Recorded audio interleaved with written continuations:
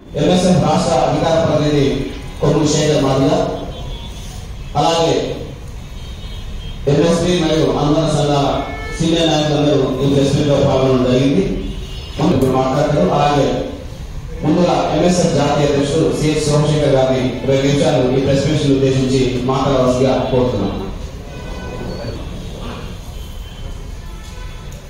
గౌరవ print and electronic media ప్రతినిధులకు Madiga student federation పక్షాన నమస్కారం తెలియజేస్తున్నాం.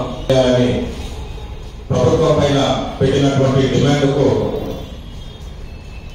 జస్టిస్ రిపోర్ట్ ను తెలంగాణ రాష్ట్ర ప్రభుత్వం ఆమోదిస్తూ ఎస్సీ రిజర్వేషన్ల వర్గీకరణలో మాదిగలకు అన్యాయం జరిగే విధంగా మాదిగల జనాభాకు అనుగుణంగా రిజర్వేషన్ల వాటా దక్కలేదు. తెలంగాణ రాష్ట్ర ప్రభుత్వానికి గౌరవ రేవంత్ రెడ్డి గారికి సూచన చేస్తూ తక్షణమే సవరించాలి, సరిదిద్దుకునే అవకాశంగా ఏదైతే మాదిగలకు మా జనాభాకు అనుగుణంగా రిజర్వేషన్ల వాటా దక్కలేదు, మా జనాభాకు అనుగుణంగా 11% మాదిగ స్టూడెంట్ ఫెడరేషన్ గా విజ్ఞప్తి చేస్తున్నాం.